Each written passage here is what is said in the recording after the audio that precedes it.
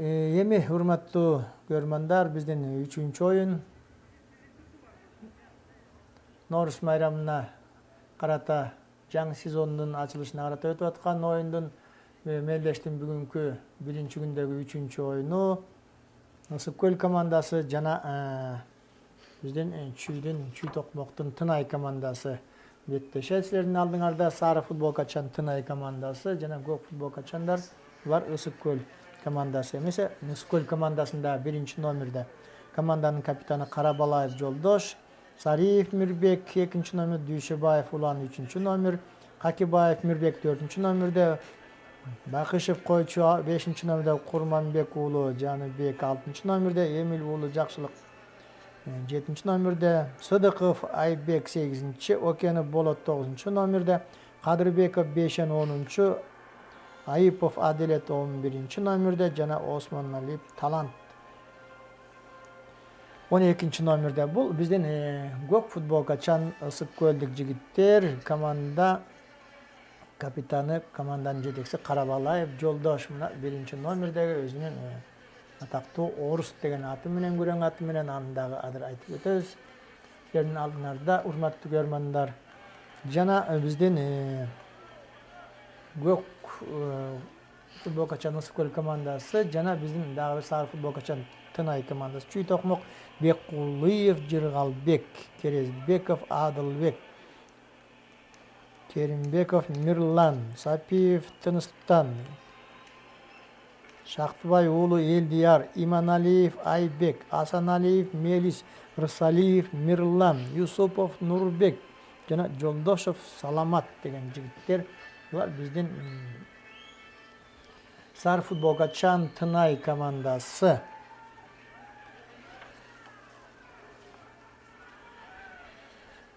Эмесе оюн башталды. Бул биздин 3-чү оюнубуз. 1-күндөгү Тынай командасы биздин Чүй Токмоктун жигиттери деп айттык. Ошондой эле жаңы команда пайда болду. Мына Кудайдын кулагы сүйүнсүн. Бизде Ысык көлдөн келген мына ол жигиттер, улакчы балдар, көкбөрүчүлөр өздөрүнүн күчү менен чогулуп келип аткан биздин көлдүн жигиттерине чоң ыраазычылык айтып коюш керек алдын ала. Ал эми Тынай командасы мына көп жылдардан бери ойноп жүргөн күчтүү командаларыбыздын бири. Бирок бул командабыз дагы былтыр ойногон эмес. Тынай командасы былтыр эс алды. Оюнчуларыбыз Тынай командасынын оюнчулары ар кайсы командаларда ойноп, бир жылдай эс алып тажрыйба топтоп, ошол эле учурда команданын жетекчилери, демөөрчүлөрү башка мыкты аттарды тандап көрүшүп, мына быйылкы турнирге алып чыгышты. Мен ойлойм, бул командалар дагы кызыктуу оюн көрсөтүп берет деп. Өзгөчө ушул Тынай командасынын кайрадан ушул мелдешке катышып атканы мени абдан кубандырат. Көкбөрү федерациясында чогуу жүргөн балдарыбыз көп жылдардан бери чогуу ойноп жүрүп, анан бир эле учурда жок болуп кеткен командага абдан кичине өкүнүп калат экенбиз. Бирок булар өзүнчө бир былтыр жөн гана эс алууга кетишти. Балдар жаңы команданын жетекчилери жаңы аттарды алып, балдарды эс алдырып, аттарды эс алдырып, жаңы аттарды топтоп, мына быйылкы 2014-жылкы турнирге катышып атканын көрүп атабыз. Ал эми ошондой эле жакшы сөздөрдү мен ушундай ийгиликтер менен Ысык көл командасына каалайм. Жана да айтып кеттим, бул балдар өз күчү менен канча жылдан бери булар ойноп жүргөн балдар бар арасында, көлдүн тегерегинде командалардын өз ара областтын биринчилигинде, ошондой эле биздин республикалык деңгээлдеги мелдештерге да келип жүргөн, ойноп жүргөн балдарыбыз бар. Бул жердеги балдарга дагы рахмат айтып, силерге куш келипсиздер демекчибиз. Норус майрамынын бул бүгүнкү 1-күндөгү 3-чү оюну. Эмесе кеттик, Мелис деген жигит, Асаналиев Мелис, бул биздин белгилүү улакчыларыбыздын бири. Бул бала жөнүндө дагы улам билген оолукчуларды силер менен жакындан тааныштырууга аракет кылабыз. Мелис Асаналиев.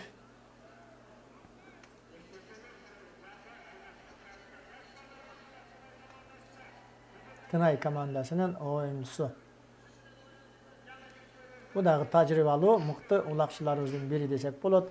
Негизи мен айтып өтөйүн, бизде кышкы сезондо мына декабрь айынан бери өтүп аткан мелдештердин бардыгында жерге ойнолгон, кар үстүндө ойнолгон оюндарда чөйрөнүнөн бир 100ге жакын команда, аксакалдар, ардагерлер командасы, момундай жерге ойногон 30 команда бар экен. Ар бир райондордо бир 20-дан 15-тен командалар чыгып, бир 100ге жакын ар кайсы командалар Juma сайын чүйөрөндө биздин кышкы сезонда арналган мелдешти өткөрүлүштү жерге ойношуп, ошонун ичинде эң байгелүү орундардын бирине ээ болгон күчтүү командалардын бири бул ушул Тынай командасында ойноп аткан жигиттер болду. Алардын арасында ошол эле Мирлан Ырсалиев, ошол эле Айбек, мынакей ортодогу Айбек Иманалиев, Мелис Асаналиев жана көрдүңүздөр улак менен барган жана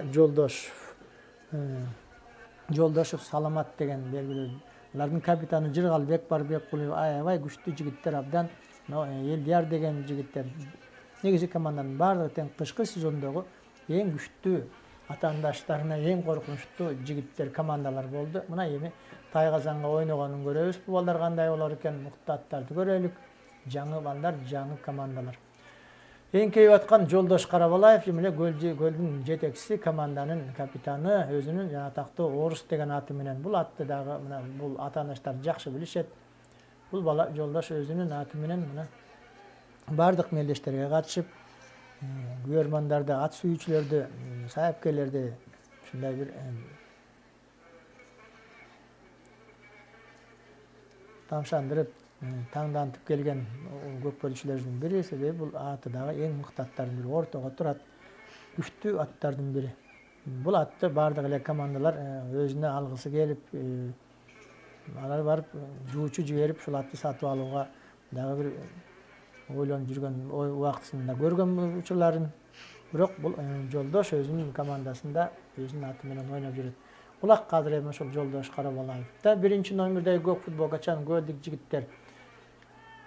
Булар биздин Түп районунан келген, Мысык көл районунун жигиттери, өзүнүн көлдүн намысын коргоп атышат.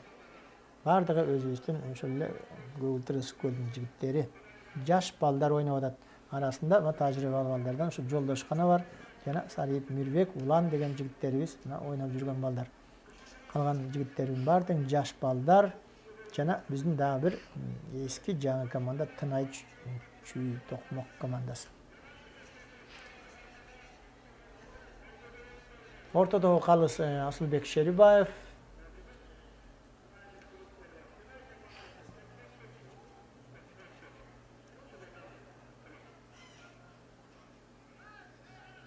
Улан Дүйшебаев улакты ортоп келип таштады.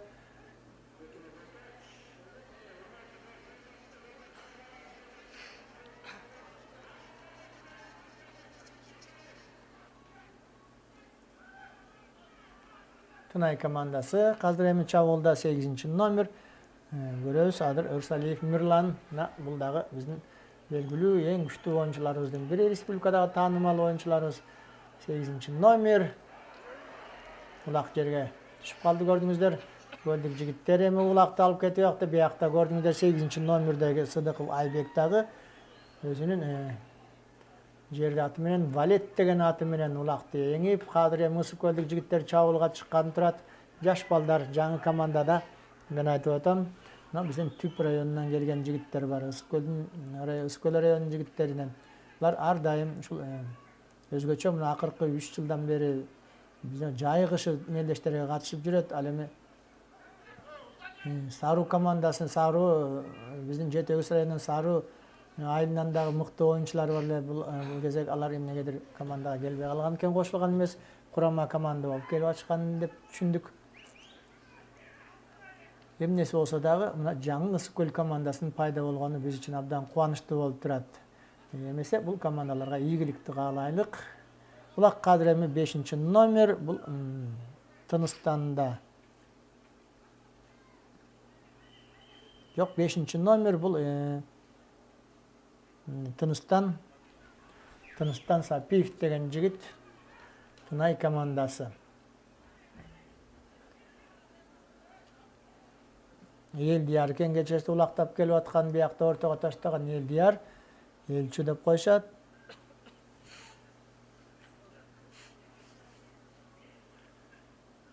Улакты биздин оюн таласын четинен кайра улантууга уруксат берди. Оюн эрежеси бузулган экен, өзүңүздөр көрдүңүздөр. Тынай командасы азыр эми чабуулда.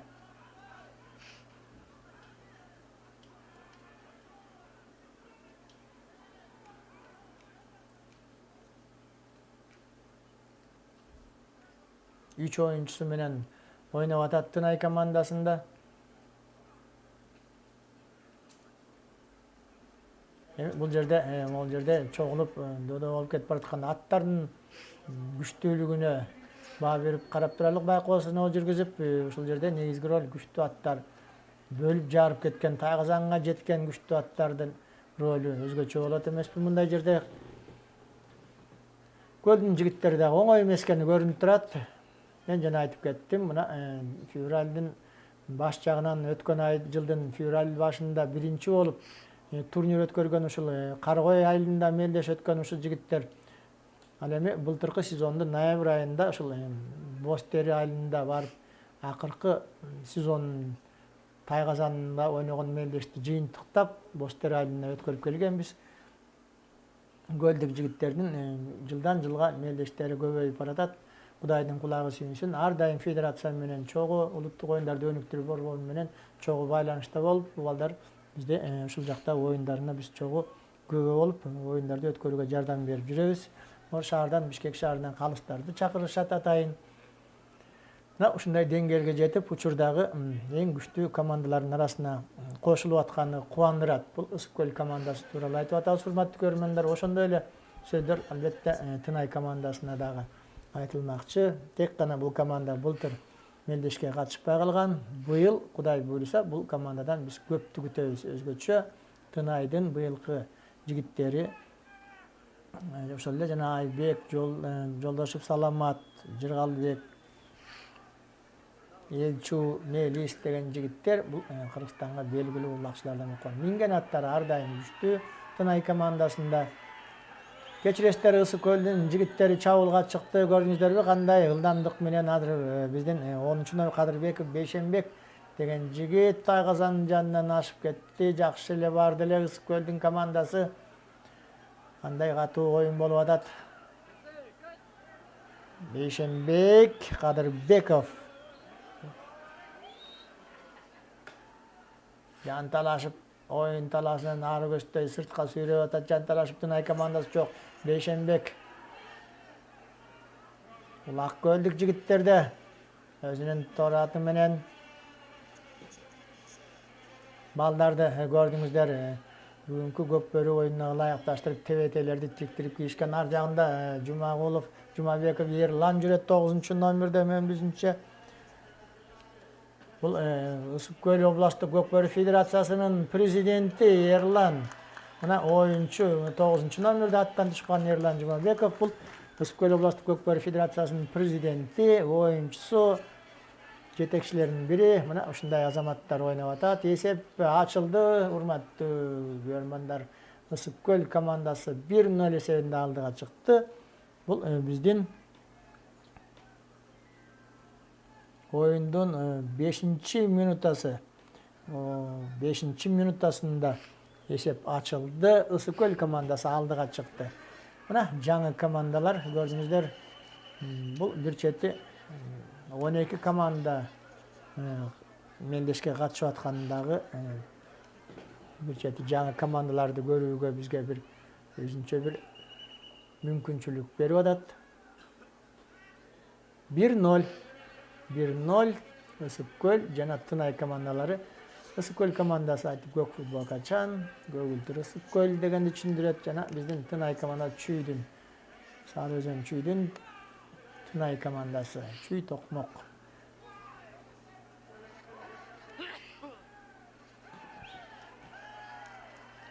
Бул 7-номердеги Мелис Асаналиев, Мелис. Бул дагы жана айтып кеттик. Биринчи эле болуп улакка колу тийген, улак тийген жигит ошо болчу оюн башталганда. Мелис Асаналиев бул дагы мыкты улакчыларыбыздын бири. Ортого турат өзү аты менен ортодо жекеме-жекеге чыгып, улак теңип, атаандаштарынан жулуп, өнөктөрүнө берип, өзү да чабуулга чыкчу универсал оюнчуларыбыздын бири. Оюн жаңыдан кызып атат. 11-номердеги Акипов Адилет деген жигит. Бомба деген аты менен көлдүн жигиттерин жок кечиресиздер, бул жанагы орус менен экен. 11-номер Акипов Адилет.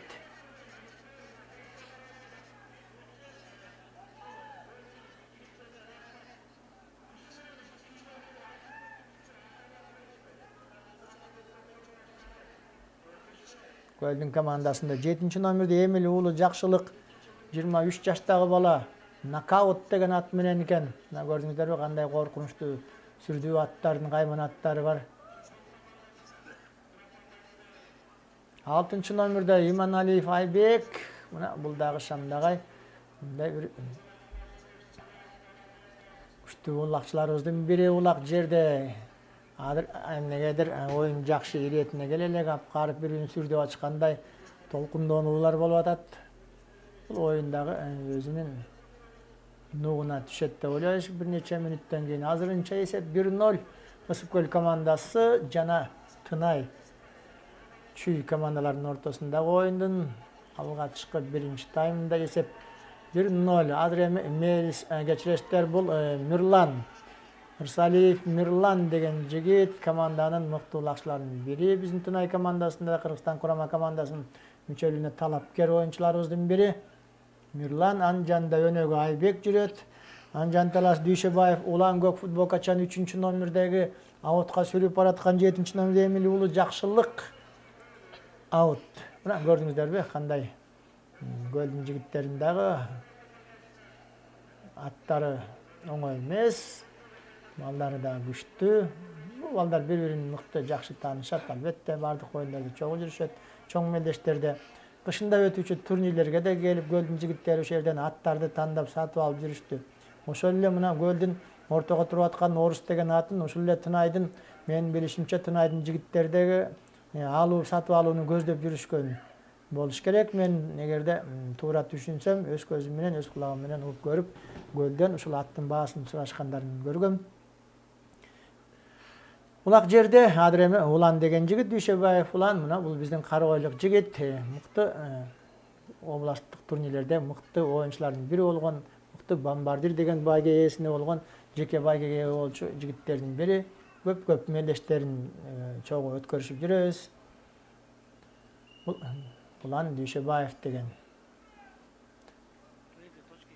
Негизи эле жылдан жылга биздин көкбөрү оюнубуздун жердеген өсүп бараткандыгы, чеберчиликтери өсүп бараткандыгы айтып турат. Балдарыбыз дагы, оюнчуларыбыздын ат минген аттары дагы мыкты болуп баратат жылдан жылга. Чеберчиликтери артып, биз билбеген, көпчүлүк билбеген Ысык-Көлдүн командасында дагы мына мыкты оюнчулар, мыкты аттар бар экен. Аны жакындан билген бир аз адистер, мүмкүн ошо чогуу жүргөн балдар гана билчүбүз. Көкбөр Федерациясынын жетекчиси дагы көп бул аттарды көрүп, мыкты оюнчуларды көрүп сүйүнүп атышса керек деп ойлойм, жаңы команданын пайда болгонуна. Кадыр эми улак биринчи жолу саламатка тийди. Тынай командасында мыкты эң балбан жигитибиз ушул кышкы оюндардагы баарынын жүрөгүнүн үлүшүн алган, жүрөгүн уранчы жүргөн Жолдошев Саламат деген улакчыбыз. Сампу деп коюшат достору. 10 номер Чүй командасынын мыкты улакчыларынын бири. Аутка чыгып кетти улак. Кайрадан улак ортодо. Эсеп 1-0 Ысык-Көл Тынай командасы.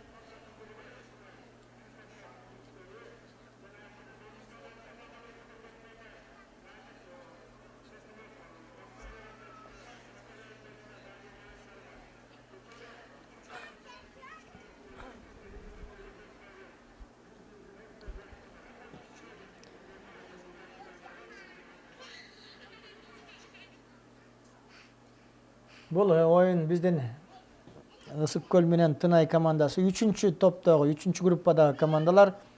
Тынай Токмок, Ысык-Көл жана бул группада дагы биздин күчтүү Суусамыр командасы бар. Суусамыр командасы бүгүн эс алууда. Алардын кезеги эртең келет, Кудай буйруса. Бул жерде Ысык-Көл командасы эртең 2-чи оюнун өткөрөт. Ошондо Суусамыр менен беттешет. Оюн ортодо Саламат менен Улан экен. Улан өзүнүн көк аты менен, бу дагы мыкты аттардын бири. Көлдөгү 2 аттың ортодон атаандаштарына оңой менен улакты бербес. Бул Улан Дүйшөбаев жана анын жанында турган, ар жакта карап турган биздин Жолдош Карабалаев өзүнүн өнөгүнө жан тартып турат. Көк аттагы оңой менен ортодо улакты бербейт. Чындыгы эле карарсыздар, Уландын атын. Ал эми Саламат улакка жетсе эле сөзсүз түрдө көтөрүп кетиши мүмкүн, айдан ачык. Jana aytyp ketdim, eň balban jigitlerimizden biri kışkı meldeşlerdegi, kışkı sezondordogu oyundaryň görküni açkan oşo Tınaylyk jigitleri boldu. Oşol эле Aybek mına jerde aty menen ortaga turup atkan sary futbolgaçan Aybek Imanaliýew. Jana anın atandaşı Beýşenbek Kadyrbekow, Beýşenbek degen jigit orus menen. Birok agada turuşduk bere turgan attary bar eken gördüňderби? Tynaýdyn atyn, Aybek'in atyn gördüňizder 6 ýyldan jerde at menen berki güreň at güreň. Kaşıkka orus degen at, Beýşenbek jana Aybek. Bırak momday attardyn meldeşinde garaňyzlar.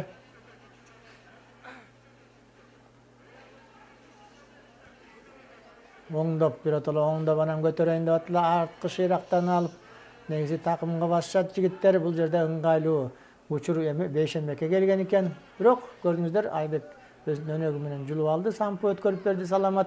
Aybek özüň gülük aty menen çabulga çykkany turat. Ar jakda joldoş Karabalayev tosup atat.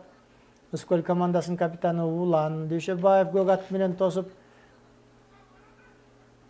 Çabulda Tınay komandasy Aybek Imanaliýew.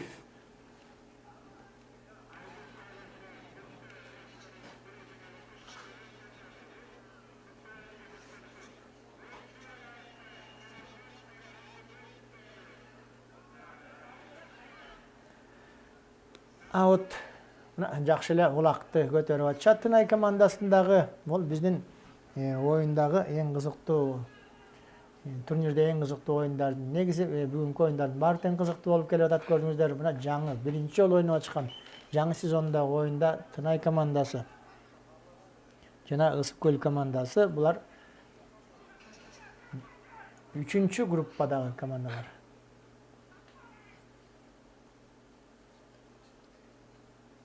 Gördüňizderbi? Beýşenbek 11-nji nomerdegi Beýşenbek Kadyrbekow. Jana Aybek Imanaliýew. Tajrybaly oýunçylardan biri Aybek, Melis Sampo bulardyň bary teň jana Mirlan ajakda Melis turat. Bular el aralyk meldeşlerge de gaçyp gelişken. Biziň Şimkentke çeýin bary oýnap kelgen ballarybız. Bul Aybek menen Melisde janagy 3-4 ýyl murda biziň Kojankul komandasy menen talaşdagy Şimkentdegi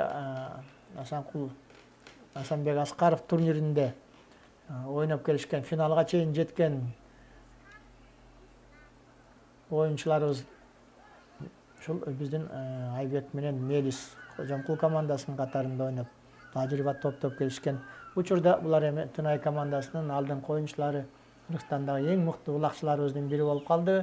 Melis ulakka jetken jok. Hazır emi bari bir sampo aldı, emnesi bolsa dagy salamat. Sampo dep koýuşat gördüňizder biziň mykty oýunçylarybız. Negizile men oýlam bıýylky sezondagy meldeşlerde şol ele biziň Kabulan, Börülü, Susamyr, Talas komandalary menen birge dagy bir eň güçlü komandalardyň biri uşul Tınay komandasy bolat. Şu komandalar ortasında jana Dostlar degen komandany da, Dostluk komandasynda goşup ketkim gelet. Men oýlaým uşul jerdegi komandalar eň negizgi baýgaga ие bola turgan komandalar. Oşol ele Asylbaş komandasy da jetilip, mına 3 ýyldan beri Asylbaş komandasyndagy koşsak bolat. Bardygyň komandalaryň bir deňgeli teňelip keletkanday sezilet. Bardygy oýundary ösüp, güçlü komandalarga aýlangany kuwandyrýar. Tınay komandasy mına Kuday buýursa bıýylky meldeşlerge bir çoň negizgi bir favoritlerden biri bolat dep oýlaým. Baýgeli orundarga talapker bolat. Ben aýtyp ketdim, biziň Kojankul, Susamyr, Börülü, Talas komandalary menen birge andan keyinki çoğu uşul jerde bir katarda turgan komanda dep aýtsam bolat. Bul Isypköl komandasy menen Tynaýdyň ortasynda oýun hazırynça 1-0 komanda utulup atkanyna karabay, men oýum uşunday oý gelip atat albetde. Sebebi jana baldarda aýtsak bardygy teň mykty ulakçylar. Oşol ele Jırgal Juku komandanyň kapitany. Muna ol jerde gördüňizler bu ýaktan Melis ulakty basyp juret hazır. Alemi bularda mingen attary har daim çüý tokmokda mykty attar köp. Şoň üçin alarda men köp ýyllardan beri çoğu jürüp bu oýundu görüp jürüp ушул оюндарда алып барып жүрүп өзүмдүн дагы бир тажрыйбам топтолгондой сезилип турат, билип ушул балдарга ийгилик каалап, мен ойлойм ушул биздин атактуу командалардын арасына кошулуп байгелүү орундарга ээ болот деген оюм бар да.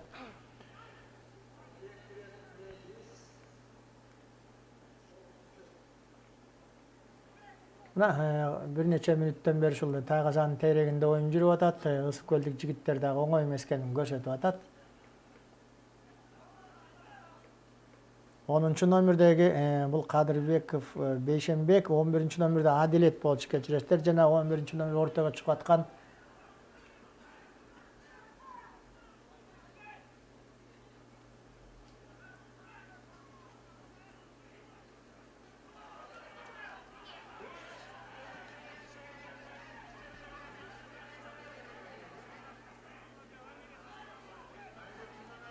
Иманалиев Айбек.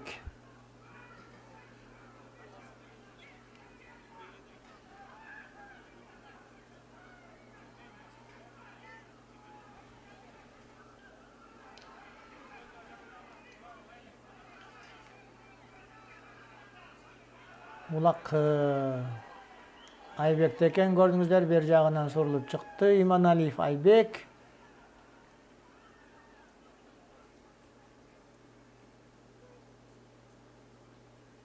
Караңыздарчы, көрдүңүздөрбү, көлдүн жигиттери кабаттап сүрүп эки оюнчусу бир оюнчуну улакты аутка сүрүп баратат, оюнчусу менен кайрадан жетишип атат. Бирок Айбек дагы оңой эмес.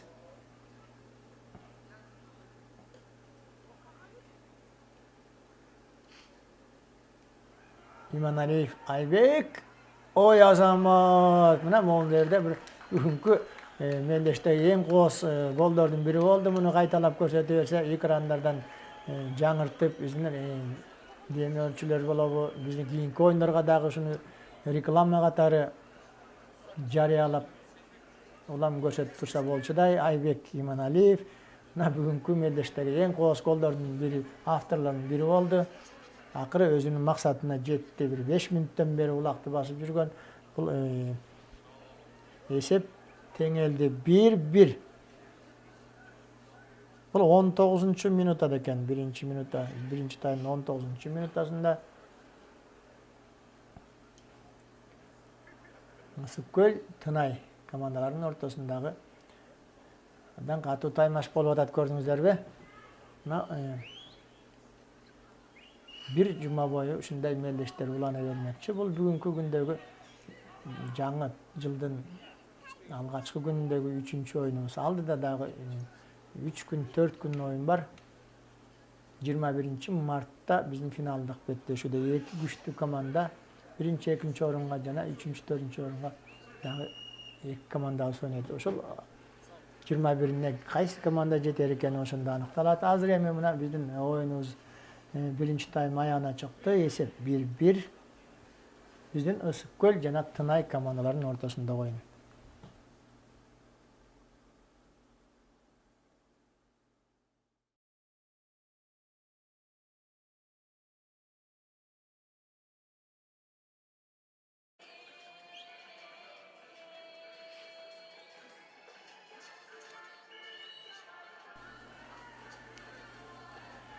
Экинчи тайм Ысыккөл жана Тынай командаларынын ортосундагы беттешүүнүн экинчи 20 мүнөтү. Азыр эми улак оюн чийимдин жанынан алып кетишти. Саламат Тынай командасы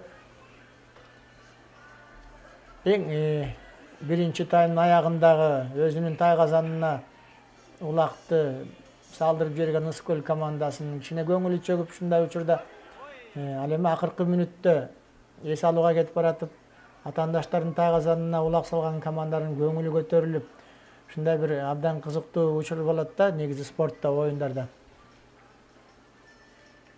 Экинчи таймды мына катуу башташты, көрдүңүздөр, тынайлык жигиттер. Булардын кичине эми жанагы биринчи таймдын аягында гол киргизгенден кийин, улакты тайгазанга салгандан кийин эми карап тур экинчи тайм деп атса керек.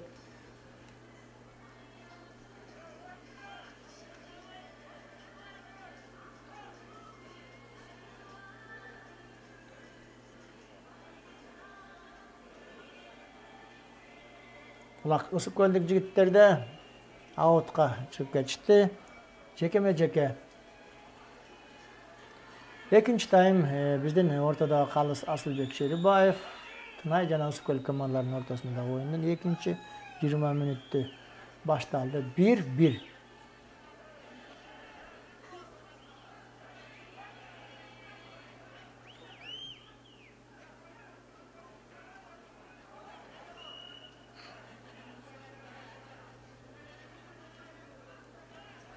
Ысыкөлдүн аттарын көрдүңүздөр, жана күрөң ат менен ортодо бул 10-номердеги Бейшенбек, Кадырбеков Бейшенбек.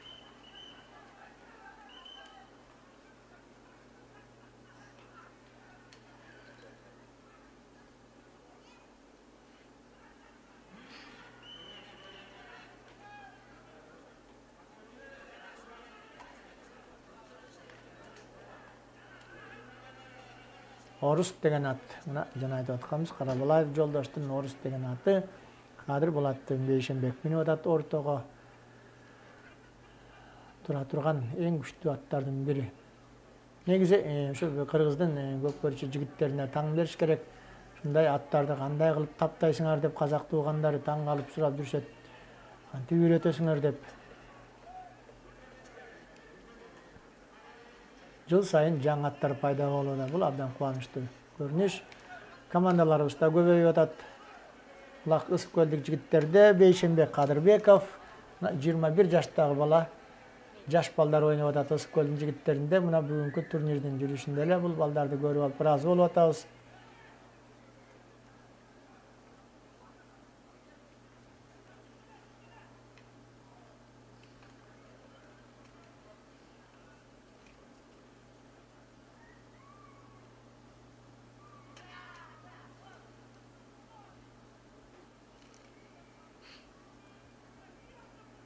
Кадыр эми Тынай командасы экөөлөп атат. Бер жагынан көрдүңүздөр, ар жакта Ырсалиев Мелис, Ырсалиев Мирлан, Асаналиев Мелис 9-номерде.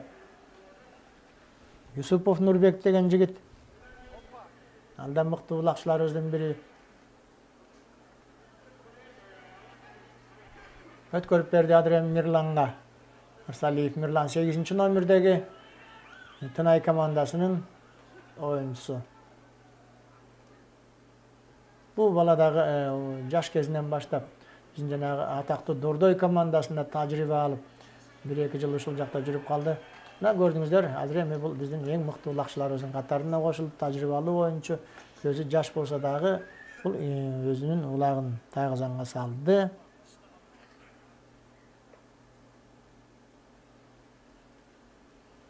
2-1.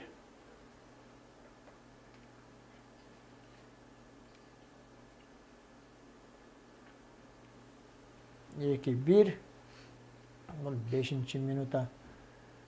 Тынай командасы эми алдыга чыкты. Жана айтпадымбы, биринчи таймдын аягында булар атаандаштардын тайгазанына улакты салып, көңүлдөрү көтөрүлүп, жанагындай бир жакшы маанайда эс алууга кетишкен, ал жактан гана деп сүйлөшүп кайра экинчи таймды чабуулга чыгып атышат. 2-1 Тынай жана Ысыкөл командаларынын ортосундагы оюн. Улак кайрадан көтөрүлдү. 11-номерде Акипов Аделет Ысыкөлдүк жигит. Жок, жылдырып жиберди. Бияктан эми Жуку деген жигит Бижиргалбек Беккулиев.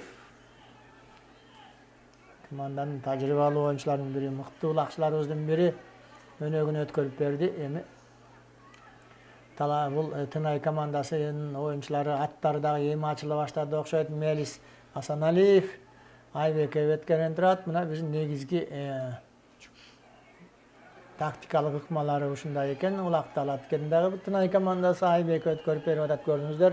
Айбек Иманалиев, анын жанында бияктан Мелис Асаналиев. Жеткирбей Айбек ат паты менен барып, мына бул өзүнө ушундай ыкмага үйрөнгөн экен, улакты салган, өзү кошо кирет экен. Мына кышы менен үйрөнгөндөй көрүнүп турат. Бул 3-чү улак кайрадан Ысыкөлдүн тайгазанына түштү. Эми бул жерден эми Тынай командасын токтотуу оңойго турбай окшойт. Булардын эми колу келе баштады дегенде ачылып, аттары дагы өздөрү дагы жана биринчи таймдын аягында Gol kelgen aytып atpaş ötө çoň bir taasir berет dagы maanилүү улактардын голдордун бири болот негизги спортто. Футболда болобу, хоккейде болобу, мына орустар айтканда гол в раздевалку деп коет. Ошол жерде бир команданын көңүлү сууй түшөт, экинчи улак салган команда көңүлү көтөрүлүп, экинчи таймда мына башка таптакыр өзгөрдү. Эки команданын оюну тең эле жүрүп атат, бирок биринчи таймда улак тайгазанга сала албай аткан Тынай командасы кадыр эми үстүккө осток чабуулга чыгып атат. Кезекке эми Саламатка келди. Сампу 10-номердеги Жолдошов Саламат деген жигит. 10-номер.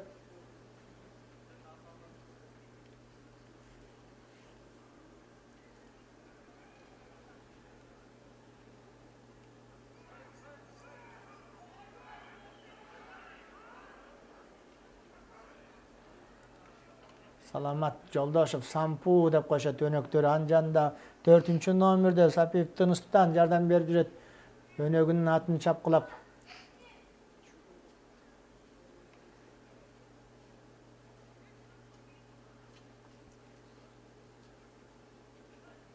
Улак дагы эле Сампуда. 9-номер атаандашы Болот Окенов деген жигит, ысыкөлдүк жигиттер экөөлөп жулуп албай чат көрдүңүздөрбү Сампудан.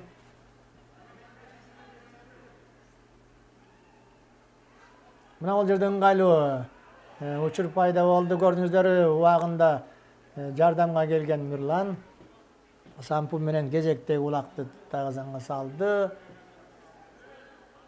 4-1. 4-1.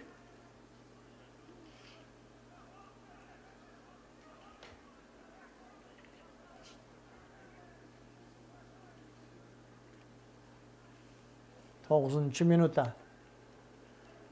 9-минутта экинчи таймда 4-1 болуп кетти, көрдүңүздөр. 9-минутта экинчи таймда Ысыккөл Тынай командалар ортосундагы эсеп мына бул жерде өзгөрүлүп таптакыр биринчи тайм менен экинчи таймдагы оюн таптакыр өзгөрүлүп. Көрдүңүздөрбү, кайрадан чабуулга чыкты Жуку. Жыралбек деген жигит. Тынай командасынын капитаны Мелиске өткөрүп берди. Мелис, Асаналиев Мелис өзүнүн караты менен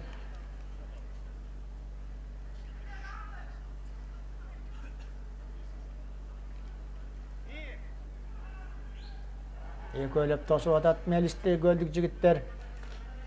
Ошол эле ойдон аутка чыгат окшойт. Сариев Мирбек экинчи жок. Ордунан бурулуп өттү Мелис. 8-номерде Сыдыков Айбек талашып атат көлдүк жигиттерден. Сариев Мирбек экинчи номерде тайгазанын тосуп кубалап баратат Тынай командасын.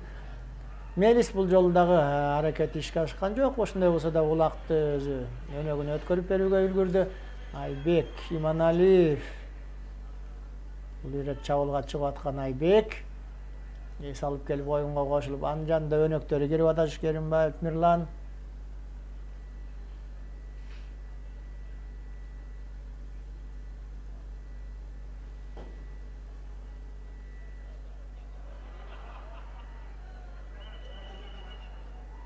Көрдүңүздөр, биздин жигиттерибиз Шамдагай Кудай сактасын, аш жерден жыгылып кала сактады балдарыбыз. Осмонканов Талант деген жаш жигит, мына биздин 26 жаштагы балабыз ойноп атат. Биздин көлдүк жигиттер Осмонканов деген Талант жаңы өкпөлчүлөр көпчүлүккө билине элек. Кудай буйрса мунун дагы 1-2 жылдан кийин айтылуу улакчыларыбыздын бири болот деген ишеничтер. Караңыздар, мына кайрадан улакты дагы эле тайгазанга салды. Эртерээк секирип алып бул жолу өзү тайгазанга түшпөй калды. Мына бул өзүнүн ыкмасы бар экен, өзүнө гана ылайыктуу. Кезектеги 5-улак Айбек мондай кызыктуу оюндар менен 12-минутада эсепти дагы өзгөрттү. 5-улакты салып Айбек Иманалиев деген бала.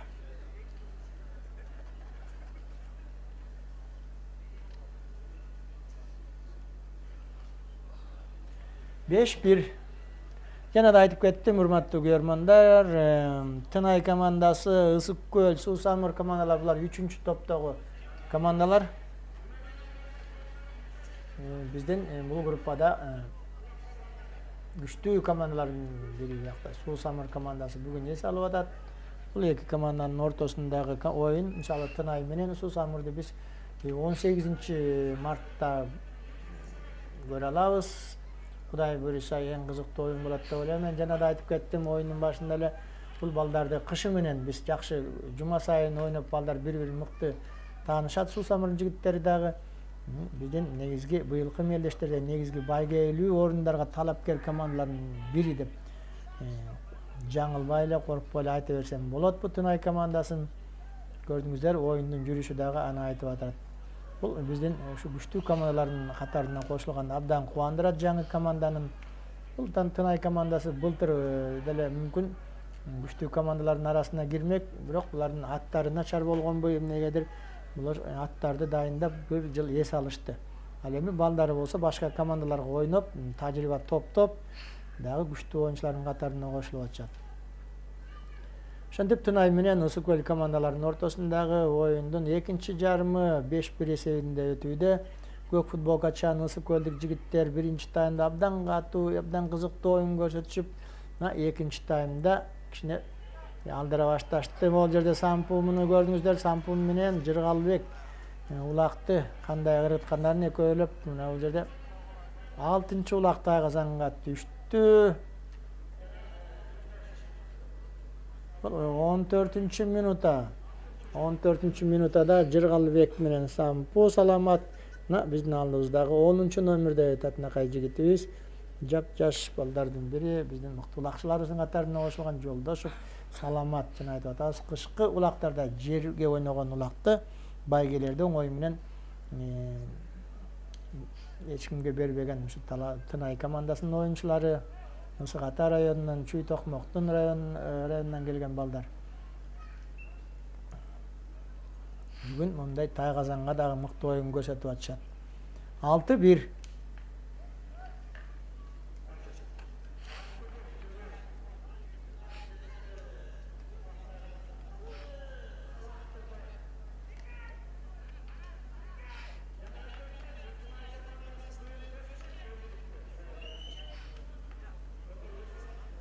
Bul jerde ulak ortadan götürülbegenden keyin jön ele baldarda bara kılıp attardy dagı aýap bul жерден ortada kalys Asylbek Şeribaev jeke çıgarap görüp atat baldardy jeke çeberçiligiňerde uşul жерден görsötküle degende mına mыкты attar ortaga turup atat. Gök at menen Usukölden Ulan Düşebaev özüň gök aty menen Aybek Imanaliýew bul jolu aldyryp koydu görünet.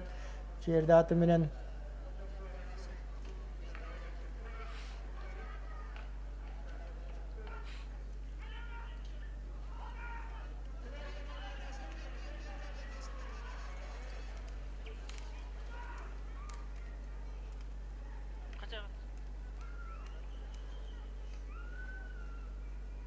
Ulan Düşebaev ulakty basyp jüret Usuköl komandasynyň oýunçusy 3-nji nömürdägi jana da aýtyp ketdim bul bizden belgili ulakçylarymyzdyn biri. Şu göl jergesinde Karagoy komandasy har daýym baýgeli orundarga talapker bolup kelgen.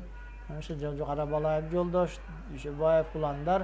Şol karaňyzlar kanday kızykly okya bolup kaldy bul жерден.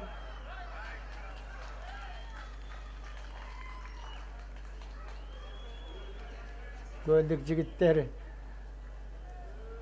ulakty Taýgazanga salyga ulgürüşdi. Albatta jerge düşüp kalıp ulakty türtbeş gerek, birok oşonday bolsa da al jerge düşkөндүн артында önöktörü attın üstünde Karabalaýew Joldaş gelip ulakty Taýgazanga salyp koydu. Anın janynda Düşebaev ulan bar bolçu. Janynda Aýypov Adilet. Bul Adilet uşul jigitler ulakty Taýgazanga 2-6 oýunda kaldı da dagı gyzyt. Gördüňüzler dagı güçöýt. Birok emi gördüňüzlermi muna Tynaýdyň oýunçularyň bular jana aýtyp ketme bular emi açyldy attarda özleri dagı çaparaty iňip atkan bul Melis Asanaliýew. Melis Asanaliýew bul universal oýunçu dep aýtdy. Bul ortaga da turat. Tatnakay Tınay komandasynyň mыкты oýunçusy. Hayradan üýdegi özleriniň süýleşilgende ýykmalaryna, taktikalaryna salmak boluşdy. Aýbek ötkörüp bermey, bularyň özüniň rolu atkaryldy dep ойлосок болот окшойт. Мелистики кайрадан эс алганы кетет. Анын ордуна башка күчтүү ат менен чабуулчуларга жардам берүү үчүн жанагындай атаандаштардын тайгазанында атаандаштарын бөлүп жарыш үчүн дагы бир башка оюнчу чыгат. Окшойт. Мына бул оюндо балдардын атайын даярдыктары. Мунун бардыгы тең жана да айтам, ар дайым айтабыз, учурдагы жаңы көкбөрү оюнубуз бул кара күчкө салмай жок. Баш менен ойлонуп оюнушат. Тактика деген ыкмалары бар. Бу жерде бою кичинекей жаш бала болсо дагы, минген аты күчтүү болсо, мына бир ойлонуп иш кылса булардын аракети ишке ашып атат. Жөндөн жөн эле чапкылап аттарды дагы чарчатып, өздөрү дагы чарчап, бу жерде баш аламан оюндардын баары убагында болуп келген. Ал эми мына кийинки жылдары ар бир оюнда мына ушундай ойлонуп, балдар атаандаштары бири-бирин өзүнүн өнөгүн таап, атаандашын таап, ошолорду тосуп кийип, өнөктөрүнө жол ачып берип атат. Улакты баскан команда чабуулга чыгат. Негизинен кайрадан Тынай командасы чабуулда. Эми Айбекти сүрөш керек, камчысы түшүп калды. Ошондой болсо өнөктөрдүн жардамы менен тайгазанын көздөй жакындоого аракет кылып атат. Айбек Иманалиев, анын жанында Керезбеков Адилбек. Мына көрдүңүздөрбү, Адил 7 номердеги Эмил Жакшылык, уулу Жакшылык Көлдүн командасы жана Осмонканов таланттар аутка сүрүп чыгарып атат. Бул дагы атайын тактика, ыкма, мунун баары тең сүйлөшүлгөн, үйдө айтылып, макулдашылган. Атаандаштар улакталгандан кийин сөзсүз аутка чыгарайлык, колубуздан келбей жула албай калсак деп. Мына оюнду кайрадан ортого баштайт. Ал эми ортого башталган Улак Ысык-Көл командасы сөз бул жерде булардын шансы, мүмкүнчүлүгү жогору. Себеби жана айтып кеттик, эки күчтүү ортого турган аты бар. Мына көрөң ат менен Жолдош Карабалаев өзү чыккан турат ортодо Айбекке каршы. Бул жерде албетте атты да ойното билиш керек ортого. Жанатан бери башка бизде Бейшенбек деген жигит ортого минип чыгаткан булатты. Кадыр эми Жолдош Карабалаев команданын капитаны. Өзүм чыгайынчы деген экен Улакты. Өзүм меңип берейин деп өнөктөрүнө Айбек жана Жолдош. Бирок Айбектин аты дагы мына ортого турат экен, кадимкидей үйрөнүп калган экен. Бул аттардын баары тең үйрөтүлгөн албетте. Шандагайлык керек. Жолдош менен Айбектин ким сеңер экен карап турайлык. Оюн чийимдин ичинде гана болуш керек. Эки команданын оюнчулары жекеме-жеке беттешип аткандан кийин бул айлампанын ичинде гана урдурса болот. Аттары гүү менен келип, ал жерде 2 метр, 3 метр жерден гана урдурат. Гүйлөнүп келип, алыстан келип урдурма жок. Чийимдин ичинде оюн жүрүш керек. Мына көрдүңүздөрбү, Орус деген ат мына эми Жолдош кандай ойнотуп атат. Жакын жолотпой. Бул өзүнүн аты Жолдоштун. Бир топ көлөмдүү чоң суммадагы акчаларды беребиз, сатып алабыз деп жүргөн балдарды Жолдош эч кимден макул жалгыз өзүнүн атын өзү таптап жүрөт. Мындай өзүнүн сүйүктүү аты бар көп жылдардан берки. Ал эми аты ушундай Ысык-Көл командасында чоң жардам алып келүүдө. Жекеме-жеке дагы бир аты бар, ошол эле Карабай командасында Улан 3 номерде. Бул жерде убакыт бүтүп калды, өзүңүздөр көрдүңүздөр. 2-6. Биринчи тайм 1-1 эсебинде аяктаган. Ал эми экинчи таймда Тынай командасы 5 улак салып жиберишти. Ал эми Ысык-Көлдө 1 улак менен жалпы экинчи тайм жыйынтыгы 2-6 эсебинде аяктады.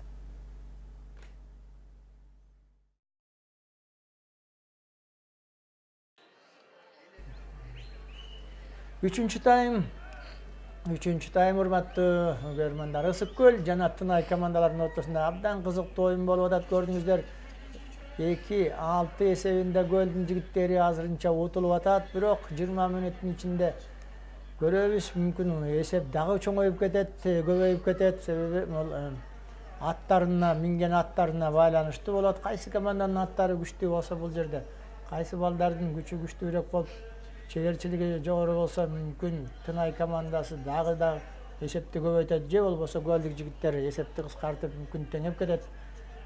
Акыркы мына бул бир 20 мүнөттүк убакыт ичинде бул оюндун жыйынтыгы дагы анык болот. Эмесе кайрадан көрдүңүздөр оюн башталганда эле кандай ылдамдыкта чабуулга чыгып аткан Тынай командалары. Бул дагы эле Айбек болсо керек. 6-номерде Иманалиев Айбек. Жок, 9-номер мүмкүн бул Нурбек.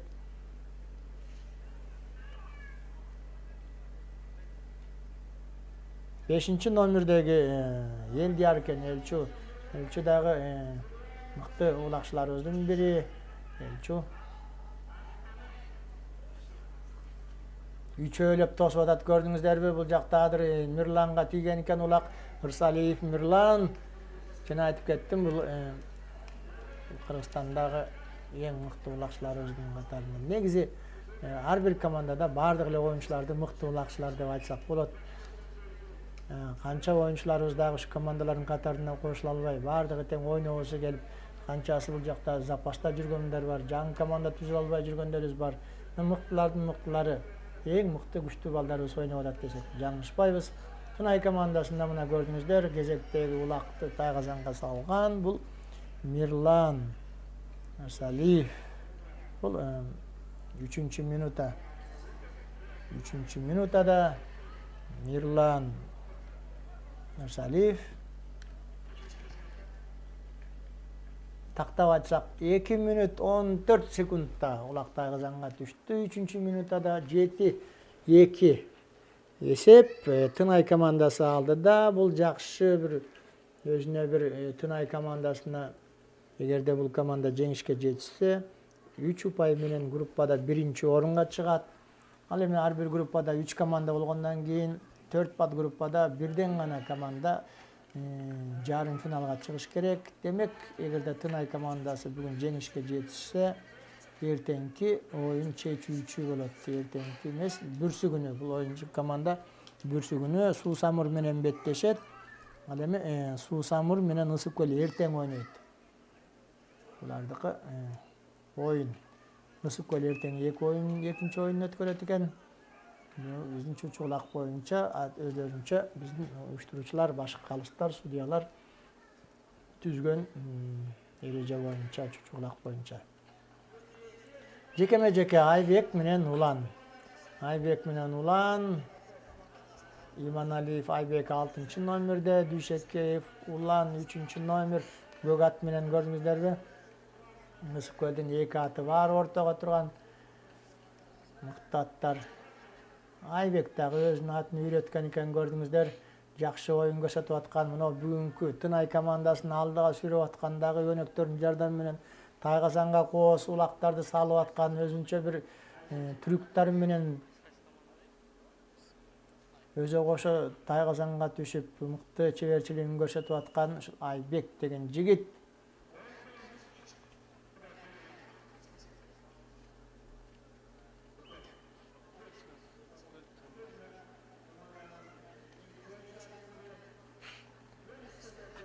Экинчи кезекте жана 2 оюнчу улак тең албагандан кийин көрдүңүздөр, оюнчулар алмашты. Мелис Асаналиев Карат менен Тынай командасында 7-номер. Жана анжанда Жолдош Карабалаев Орус деген аты менен. Көрдүңүздөрбү, танкадай болгон ат менен кандай түртүп атат. Эзе Чүй Токмокто дагы ушундай күчтүү аттардын бири болгон. Lexus деген ат бар эле. Учурунда ушундай бою дагы, учу дагы тең келе турган мыкты аттардын бири болгон Тынай командасында Lexus деген кадыр алат жок экен. Мына тең келген аттар башка жактан чыгып аттыр. Кадыр Мелис Асаналиев алды ат, өзүнүн атын ойнотуп. 7-номердеги Тынай командасынын оюнчусу. Жана айтып кеттим, бул биздин таанымал мыкты улакчыларыбыздын бири.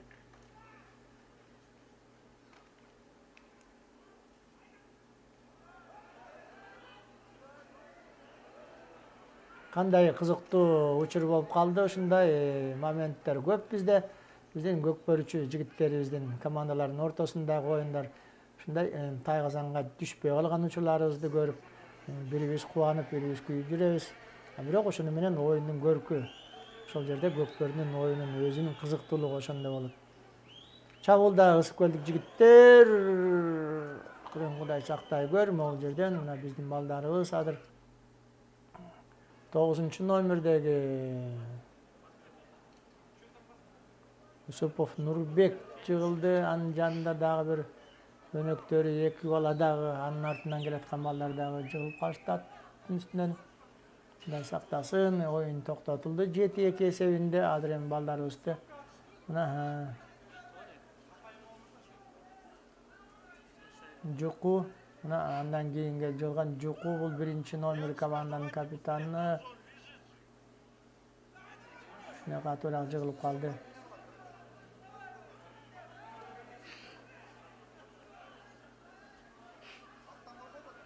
Жанагындай ылдамдыктарды көрүп атабыз. Жана ушундай ер жүрөк балдарга рахмат таазим этишибиз керек, рахмат айтып. Ар бирибиз эле мындай ат менен улак тарта албайбыз. Ушул балдарга таң берип рахмат айтып, дайым ушул балдарды колдоп, ушул балдарга биз өзүбүздүн ыраазычылык билдирип,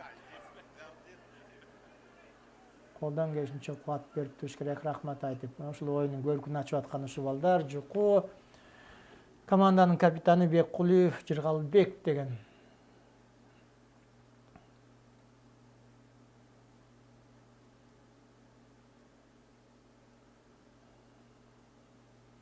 Кудай сактасын, эч жери оорубай, сынбай дегендей балдарыбыз аман эсен үйлөрүнө кайтса, биздин негизги уюштуруучулардын, жетекчилердин жеңиши ошо болот. Ушу биздин көкпөрчүлөрүбүз мелдештен кийин аман эсен үйлөрүнө кайтып,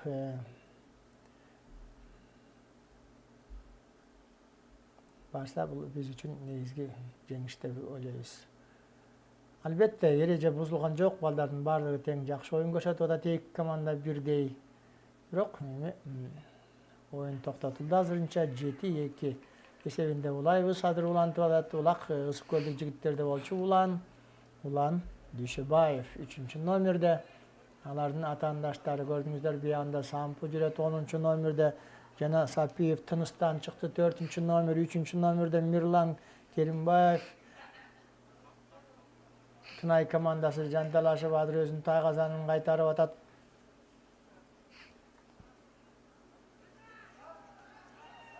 Gördüңүздөрбү кандай? Мына жана эле айтылган Тайгазандын кырынан ушул жерде абдан кызыктуу учур. Караңыздарчы, мына эстен кеткис. Мындай кайталап көрсөтүлө турган голдор болуп атат. Тайгазанга түшүп, Улан өзүнүн өнөктөрүнүн жардамы менен мына эсепти дагы кыскартты. 7-3. Мына көрдүңүздөрбү? Командалар кандай кызыктуу оюн куруп берип атат. Бул биздин Ноорус байрамына арналган турнирдин биринчи эле күнүндө командаларыбыз 2ден гана оюн өткөрүп калып атат. Жана айттык, 12 команда болуп, 4 подгруппага бөлүнүп, 3төн команда болуп, бир командабыз 2ден гана оюн өткөрүп, утулуп калган командалар, группадан чыкпай калган командалар айла жок үйүнө кайтууга туура келет. Ал эми бул 2 команданын бирине дагы бир ушундай жеңилүү ызасын каалабайбыз, ызалап жеңилбесе экен деп турабыз. Себеби ушундай кызыктуу, абдан жакшы командаларыбыз пайда болуп, bir günde bir oyun oynayıp, ertesi bir oyun oynayıp getip kalgan. Isık Kölden beri gelip misal aytsak, şu Talas'tan gelip, alıstan gelgen, Oş'tan da gelgen komandalar bolup, bir oyun, iki oyun oynayıp getip kalgan öte ökünüştü. İçine olsa da içi sızıp kalat da. Alemi onda bir günde bir turnirde 3 oyundan oynayıp kalganda yok degende. Anda abda başka görünüş. Buna Melis, Mirlan Irsaliyev gördüğünüzler bul eret dağı, ulağı dağı özünün takımından çıkpay koşa жыгылып атат, улак менен кошо сальто жасап, бул жолу дагы жакшы, артындагы атаандаштар да өнөктөр да аттардын оозун тартып, кичине буйтап кетишти десек болот. 7-3 Тынай менен Ысык Көл командасынын ортосунда кызыктуу оюн. Негизи эки командага бирдей ыраазычылык билдиребиз. Ушундай команданы даярдап алып келген көлдүк жигиттерге дагы, Тынай командасына дагы.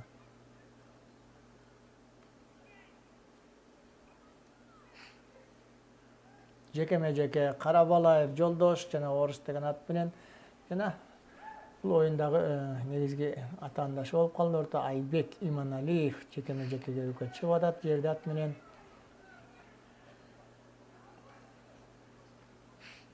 Жолдош gördüңүздөр өзү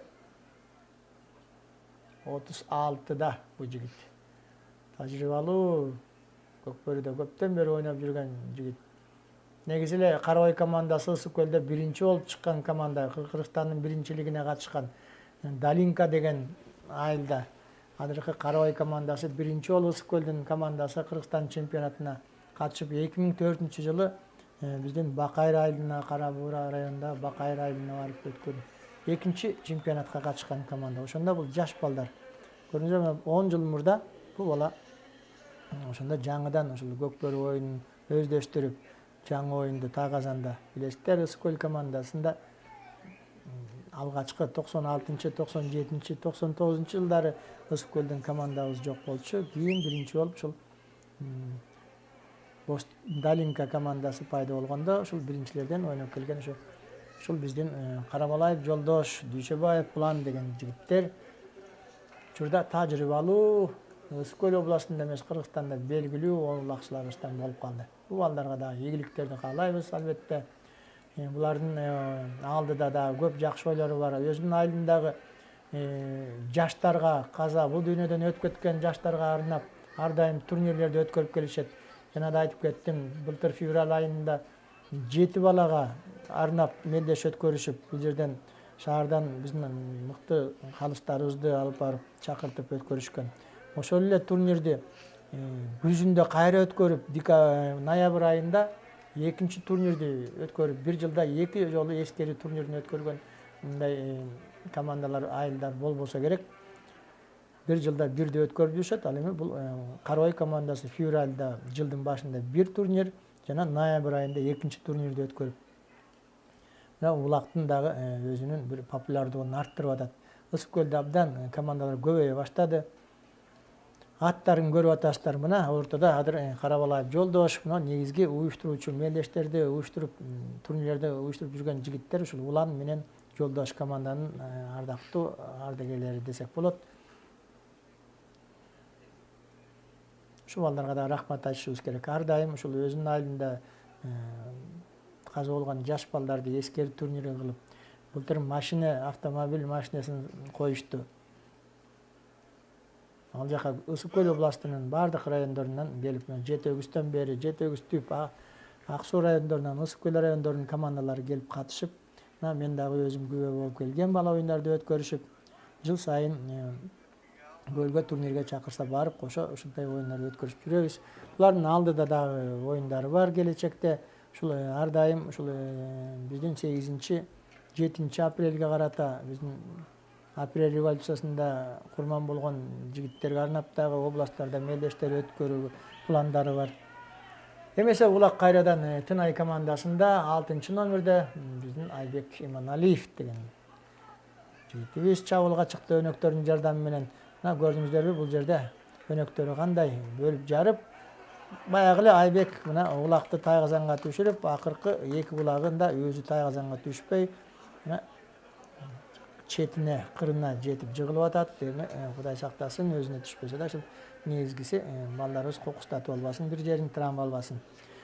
8-3 биздин бүгүнкү оюнубуздагы эсеп дагы өзгөрүп көбөйүп баратат. Айбек Иманалиев.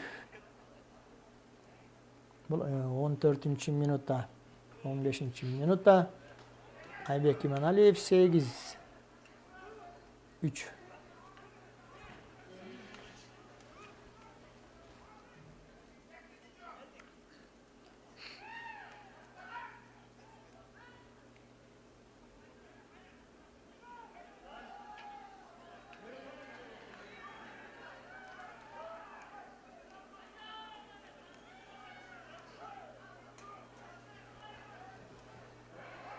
Мына көрдүңүздөр, дагы Мирлан ошол эле ыкмада атаандаштарынан сурулуп чыгып, күлүк аты менен жеткирбей барып тайгазанга улакты салып атат. Мирлан бул өзүнүн кезектеги улагы. 16-минутта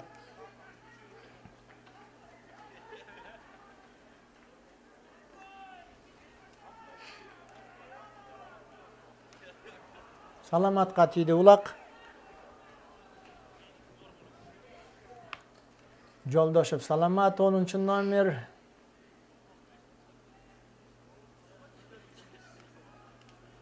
Бүгүнкү Ысыккөл жана Тынай командаларынын ортосунда кызыктуу оюн мына 3-чү таймдын аягында гана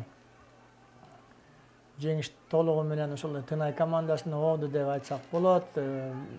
Негизинен эки команда абдан кызыктуу оюн кылып беришти. Тажрыйба көптүк кылып ал жерде мыкты оюнчулары дагы, тажрыйбалуу оюнчулар да көбүрөөк болуп, бул биздин Тынай, Чүйдүн Тынай командасы жеңишке жетишип отурат. 9-3 урматтуу көрөрмандар алдыда Тынай командасы. Бул биздин Норус майрамына карата өткөн оюн. Биринчи күндөгү 3-чү группадагы оюн. Биздин 12 командабыздын арасынан бул эки команда бүгүнкү күнү биринчи оюнга чыгышкан. 3-чү группада алдыда оюндар бар. Тынай командасына дагы, Ысыккөл командасына дагы ийгиликти каалайбыз. Азыр эми улак кайрадан Саламатка тийген көрдүңүздөр. 10 номерде Жолдошев Саламат өзүнүн өнөгү менен, биякта Элчи бар. 5 номерде Жуку, мынакей эмиле кичине аттан жыгылып бутун кокустатып алган жигитибиз кайрадан ойноп жүрөт. Мына Кудайдын кулагы сүйүнсүн, ушу балдарыбыз жаракат албай, кокустабай оюнга катышып атканы сүйүнүп атабыз баарыбыз тең. Саламат өнөктөрдүн жардамын күтүп атат. 3 номердагы бул Мирлан атаандаштарын бөлүп жарып аткан ар жагынан Элчи бар экен. Биягында 11 номер Жуку жүрөт. Караңыздарчы кандай катуу таймаш эмне болор экен. Көлдүн жигиттери сууруп кетти улакты. Мына моундай оюндардын ушундай учурлары менен кызыктуу болот. 10 номер Бейшен 10 номер.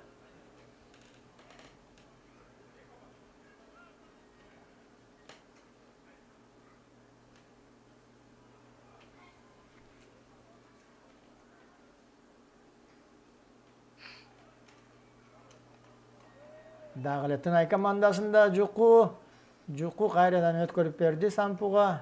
Саламат Жолдошев сол такымга басып атат. Улакты өнөктөрдүн жардамы менен кайрадан чабуулга чыгыш керек болуп калды.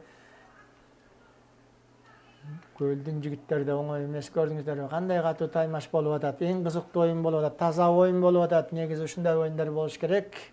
Мына көрөрмандар көргөнгө дагы көптөгөн көрөрмандарыбыз, мындай биздин журналисттер келип сүрөткө тартып атат.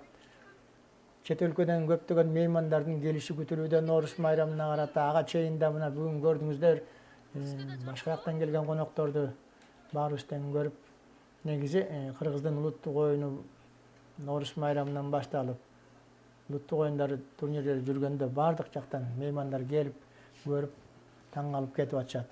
Оюн аутка чыгып кетти улагыбыз жекеме жеке.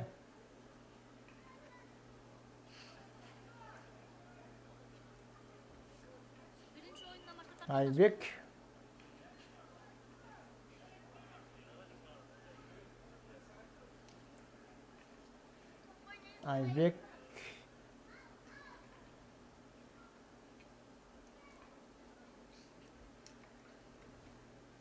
жана Бейшен.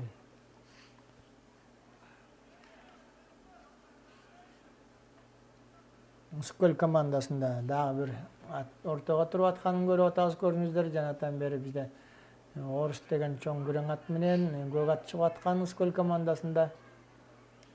Кадыр эми бул жерде оңой эле алып койду.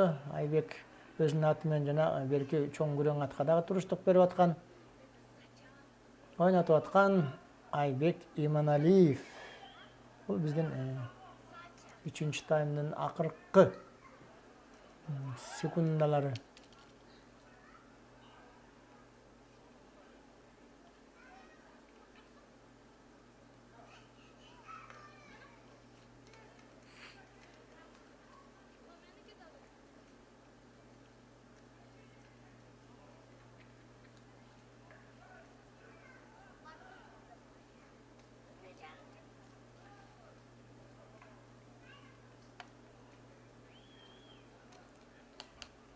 Айбек Иманалиев, Нурбек Юсупов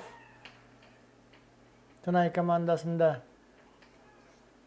4-nji nomerdegi Sapiyev Tınıstan jüret jana Kerimbaev Mirlan. Bular Sarı futbol kaçan Tınay komandası. Bul жерден азыр дагы тосуп калышты Сокол жигиттери карап алайт. Жолдош улакты жакшы эле алды эле, бирок кайрадан алдырып койду. Көлдүн жигиттери.